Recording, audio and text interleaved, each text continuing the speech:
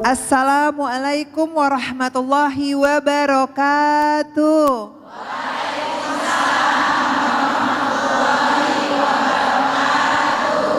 Selamat datang dalam program Kajian Hati bersama Ustadz Hilman Fauzi dan saya Fairuz Arafik yang akan menemani para jamaah yang ada di sini dan pemirsa di rumah. Kajian Hati dengan tema kita kali ini, Islam datang membawa rahmat agar selamat dunia akhirat. Masya Allah, tabarakallah, udah gak sabar nih kita ingin membahasnya. Silahkan Ustadz. Bismillahirrahmanirrahim. Assalamualaikum warahmatullahi wabarakatuh.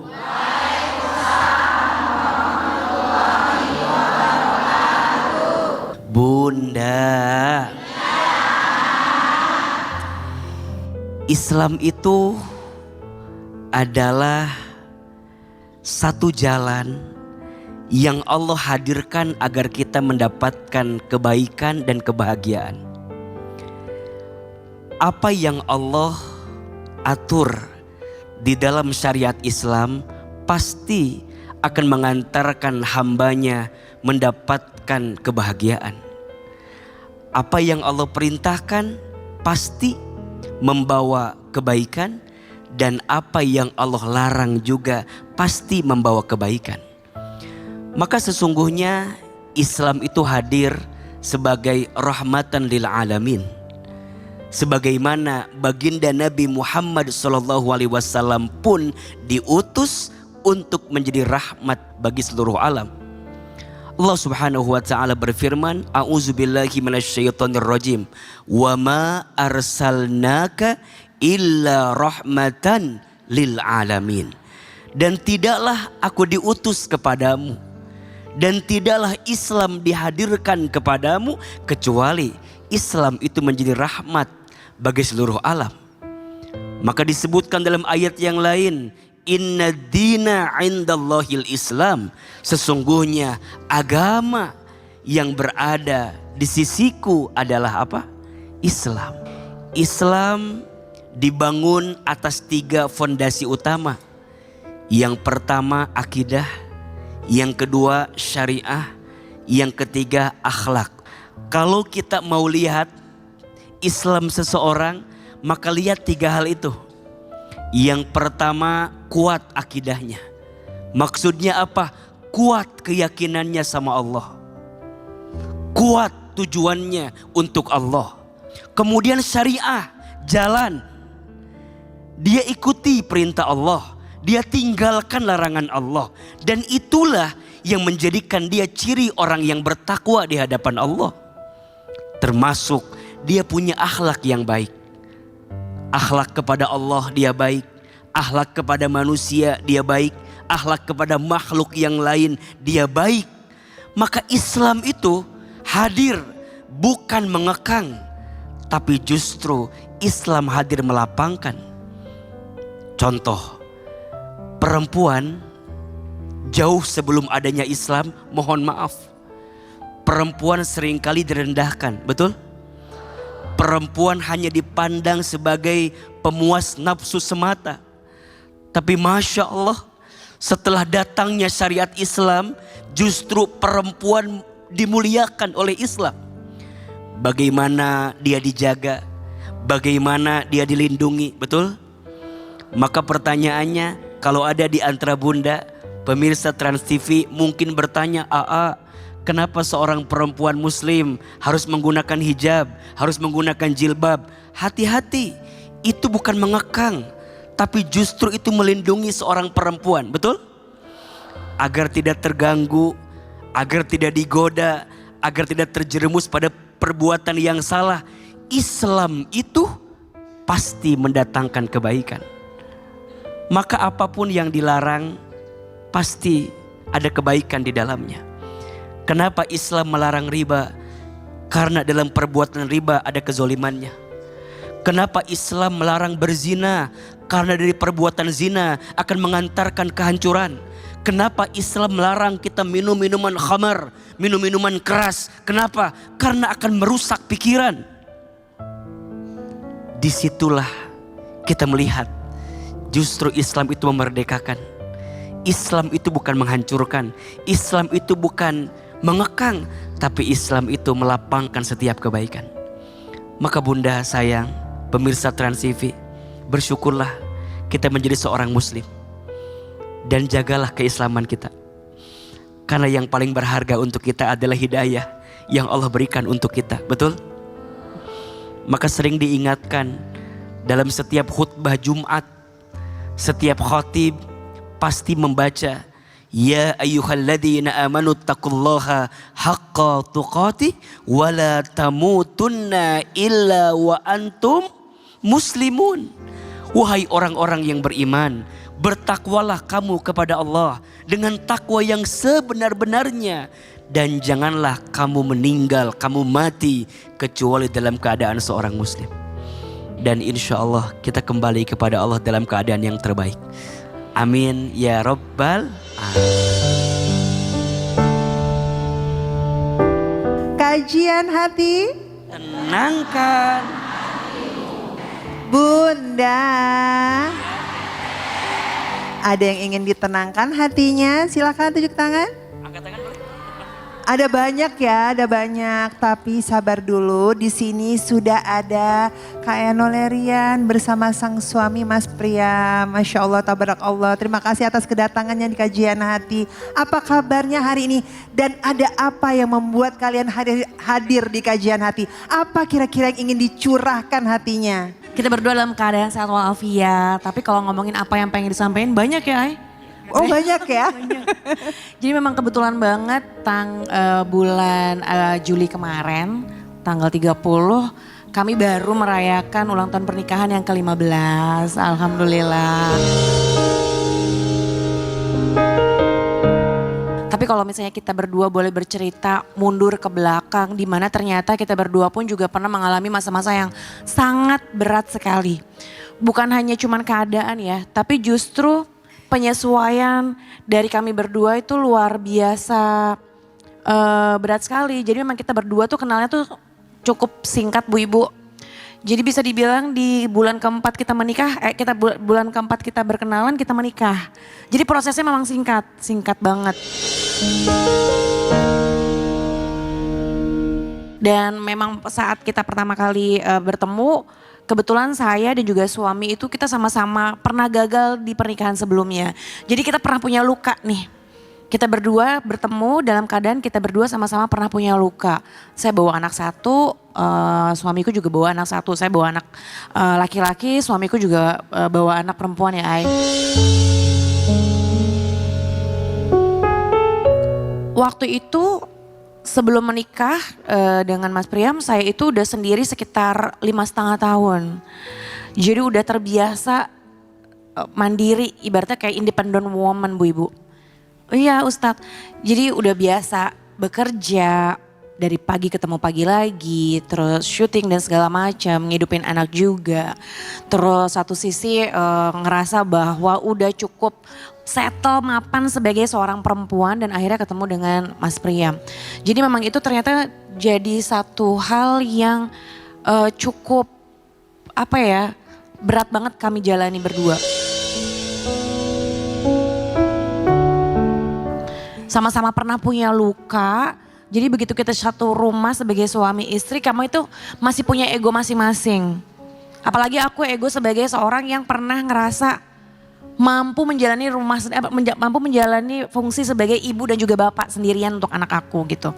Terus Mas Priam juga datang sebagai orang yang punya trauma ya Ay, punya trauma. Jadi kami berdua tuh sama-sama tidak saling percaya justru di awal-awal pernikahan tuh, berat banget di awal-awal pernikahan.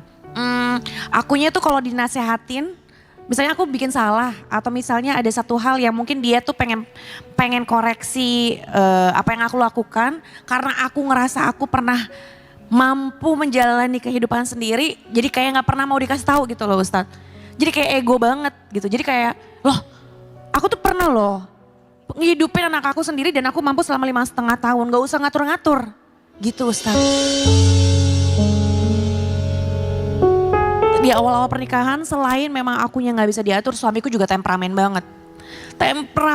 banget. aku ngerasa banyak ada trauma yang akhirnya bikin suamiku jadi nggak percaya ya kan? Ya. Ya intinya di awal pernikahan kita memang struggle sekali gitu ya buat kami berdua karena kita sama-sama membawa karakter lah masing-masing, membawa luka dan kita juga pernah gagal sebelumnya dan kita juga punya karakter masing-masing yang mana karakter itu keras dua-duanya sampai akhirnya pada suatu ketika kita di pernikahan kita yang ke 4 bulan ya. 4 bulan kita tuh diberikanlah Eno hamil waktu itu. Cuman waktu itu karakter kita tuh sama-sama keras, super keras yang benar-benar itu tadi dia nggak bisa dibilangin. Kalau dikasih tahu sedikit meledak. Saya juga begitu dengan temperamen saya yang luar biasa. Udah gitu yang kehidupan kita yang masih nggak teratur. Pada saat itu ada satu kejadian kita berantem besar sekali, luar biasa besar gitu ya, sampai akhirnya Eno lari dari rumah. Saya nggak bisa detect dia ada di mana-mana, saya nggak bisa cari dia ada di mana-mana, pokoknya nggak tahu dia telepon nggak diangkat, tapi akhirnya saya minta bantuan teman, akhirnya saya tahu dia ada di mana. Saya bilang pulang ke rumah atau sesuatu yang nggak enak akan kejadian, wah pokoknya ancaman lah, sampai akhirnya kita pulang. Nah dari situ udah kita pulang, keadaan nggak baik, akhirnya kebenaran lusanya itu harus ke dokter untuk cek janin. Akhirnya kita pergi ke sana dan begitu dilihat janinnya ternyata janinnya nggak berkembang. Padahal sebelumnya itu nggak baik-baik kayak padahal tuh si janin itu benar-benar yang saya tunggu, yang benar-benar waduh, yang saya impiin lah istilahnya, karena kemudian waktu itu saya pengen banget punya anak laki-laki dan paling udah dilihat laki-laki ya, udah kelihatannya udah gitu, tiba-tiba nggak berkembang, akhirnya sudah dikeluarin.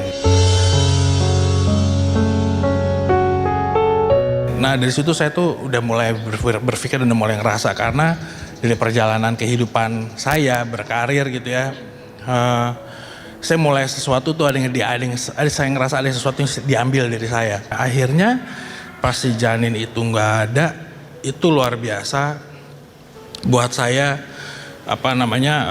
terpukulnya. Begitupun juga Eno, sampai akhirnya saya bilang sama Eno, kayaknya kita mesti berbenah deh,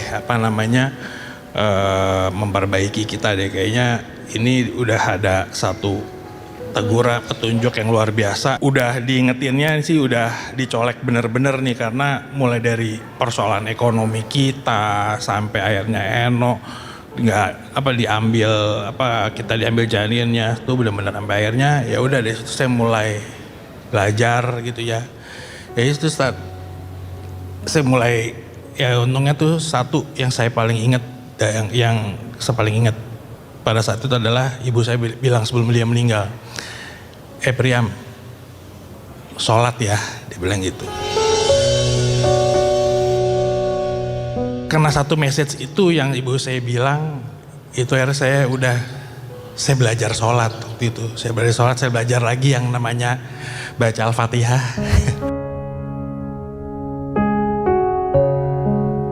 Perjalanan kita berdua menikah tuh luar biasa banget. Jadi bukan hanya sekedar ujian yang tiba-tiba janin tidak berkembang. Kalau ngomongin berantem, itu berantemnya bukan cuman kayak ngomong kasar, enggak Bu. UFO lewat, prak, foto kecoret, kena pisau apa segala macamnya tuh udah keluar. Handphone yang kelempar banyak, prak, kayak gitu. Mobil. Mobil hampir. Saya pernah satu ketika kita berantem nih, saya bawa mobil, mobil ini bener-bener kayak waduh, apa itu namanya saya nggak ngerti. Mobil itu di tengah jalan, jadi siapa duluan yang ngerem aja waktu itu. Itu ketemu mobil, ya udah itu bener-bener ya udah. Sampai punya anak kedua masih diuji. Setelah ujian secara ego dan emosi kita yang luar biasa tidak terkendali, diuji lagi finansial. Kita sempat di titik yang dimana kita berdua tuh sama-sama nggak punya pemasukan sama sekali. Iya, jadi wah makanya kalau dipikir-pikir ya Allah ternyata banyak banget ya yang sudah kita lewatin. Kalau misalnya boleh mengulang waktu, pengennya sih minta maaf dari awal karena banyak ngelawannya, banyak nggak taatnya, banyak salahnya, banyak apa ya, karena aku tahu banget kalau misalnya nggak ada suamiku, nggak ada Priam, aku nggak tahu siapa yang bisa terima aku dengan segala keegoisan aku gitu, yang kadang-kadang dominan, yang kadang-kadang suka, kadang-kadang kalau misalnya dia pulang malam kecapean gitu, kayak kemarin terakhir aku tuh mau loh dibikinin minum tapi aku ngantuk banget terus aku tinggal tidur kayak gitu. Simple, hal simple, tapi mungkin sekarang aku sadar bahwa kalau nggak ada suamiku, nggak tahu deh, aku nggak tahu apakah aku bisa bertahan seperti sekarang, aku nggak tahu apakah aku bisa ngelewatin semua ini.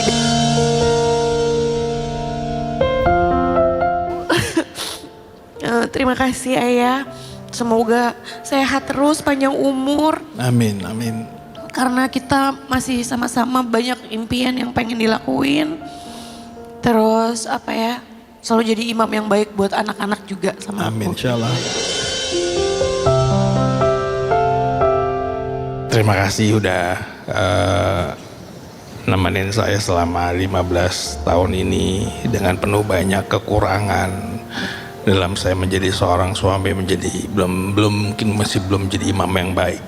Tapi bismillahirrahmanirrahim, saya akan coba terus untuk menjadi imam yang baik. Mohon maaf semua yang saya pernah katakan apabila terjadi luka di hati, apabila ada hal yang menjadi rasa dendam, rasa luka, saya minta maaf sedalam-dalamnya. Semoga Bunda bisa terima maaf ayah ya.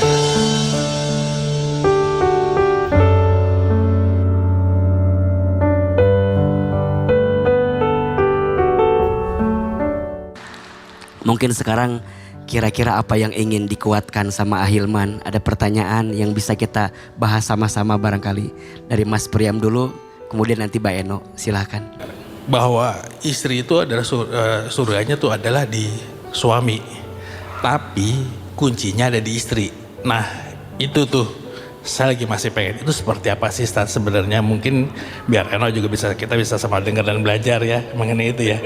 Karena kita punya kunci, ya karena ternyata kunci juga di kamu gitu kan. Tapi surganya ada di aku nih.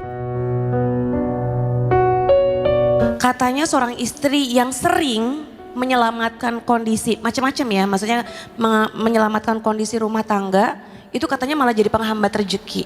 Kadang ada suami yang di atas kondisinya, kadang istri yang bergantian kondisinya di atas. Sedangkan itu kan kita sama-sama harus saling berpegangan, saling berbagi juga.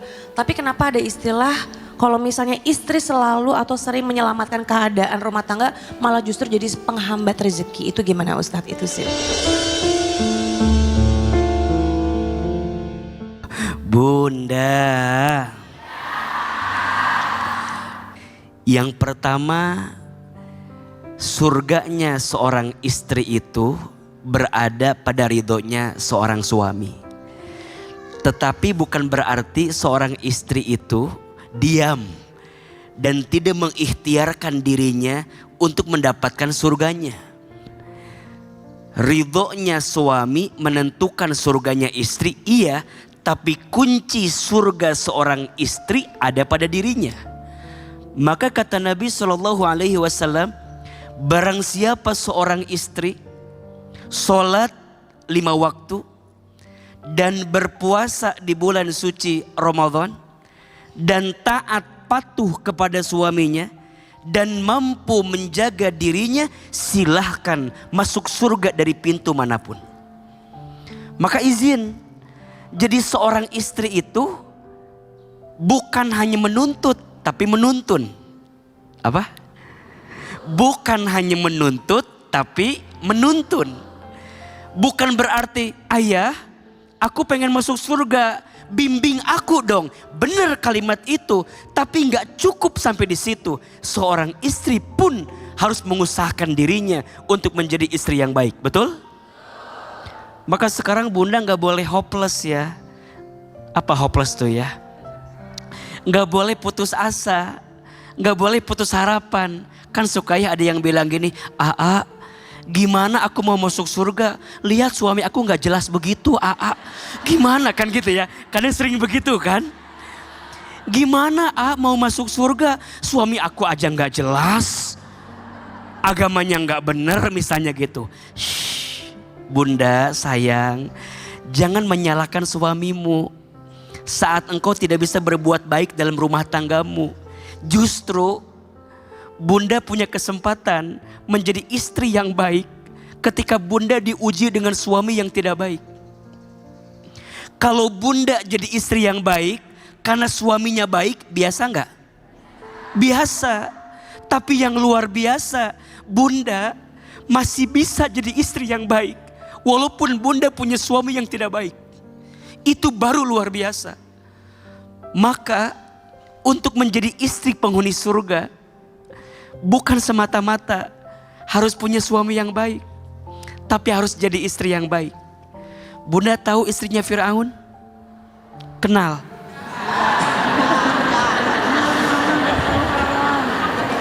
Namanya Asiyah binti Muzahim, betul? Asiyah punya suami seperti Fir'aun. Jahatnya, zolimnya, buruknya. Tapi Asiyah menjadi perempuan yang dijanjikan masuk surga. Maka mohon maaf kalau ada yang bilang, kalau mau jadi istri yang masuk surga harus punya suami yang baik. Belum tentu. Bukankah Asiyah juga punya suami seperti Fir'aun? Maka untuk bisa masuk surga, suami dan istri harus saling bergandengan tangan. Dan dua-duanya saling menguatkan, saling mengaitkan.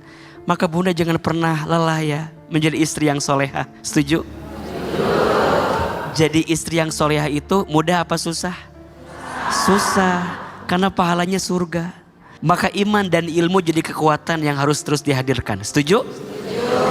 Poin yang kedua, Mbak Eno bertanya, apakah seorang istri yang sering membantu ekonomi keluarganya justru menghambat rezeki suaminya? Tidak.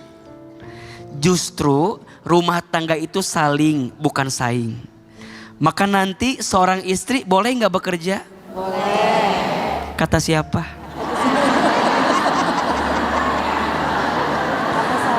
Seorang istri boleh bekerja? Boleh dengan catatan. Yang pertama, istri boleh bekerja ketika sudah mendapatkan ridho dan izin suaminya. Betul? Yang kedua, seorang istri boleh bekerja dengan catatan tidak melalaikan kewajibannya saat menjadi istri dan ibu di rumah tangganya. Betul? Dan yang ketiga, sebaiknya seorang istri memilah-milih pekerjaan yang tidak menimbulkan fitnah untuk keluarganya. Maka nanti Mbak Eno jangan pernah ngerasa rizki pasangan kita terhambat gara-gara kita bekerja. Tidak. Justru disitulah kita akan saling menguatkan. Silahkan jaga niatnya. Dan ingat ya, para suami harus tetap memberi nafkah walaupun istri bekerja. Tidak lantas kita bilang, kan kamu kerja, uangnya dari kamu aja. Enggak. Seorang suami tetap punya kewajiban untuk memberi nafkah. Karena ketika seorang istri memberi ke suami, namanya sedekah. Tapi ketika suami memberi kepada istri, namanya nafkah. Sedekah sifatnya sunnah, nafkah sifatnya wajib. Dan percayalah, para suami jangan pernah takut memberi kepada istri. Semakin kau sayang kepada istrimu, maka semakin Allah sayangi hidupmu. Karena kalau kita tidak berbagi kepada istri, kepada keluarga, kepada siapa lagi?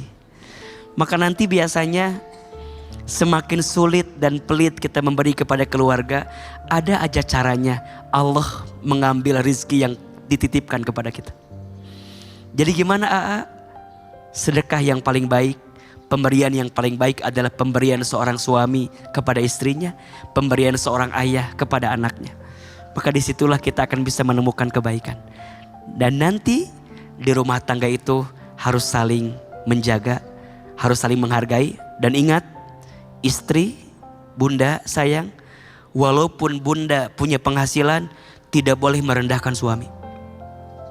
Walaupun mungkin bunda penghasilannya di atas suami, ingat, tidak boleh merendahkan suami. Justru bunda harus memotivasi suami agar suami terus bertumbuh dan terus melangkah dalam kebaikan. Terima kasih hari ini Mas Priam, Mbak Eno sudah menginspirasi kami semua. Mudah-mudahan rumah tangga kita Allah jaga. Mudah-mudahan rumah tangga kita Allah bimbing terus. Dan insya Allah rumah tangga kita bahagia di dunia sampai ke surga. Amin ya Rabbal Alamin.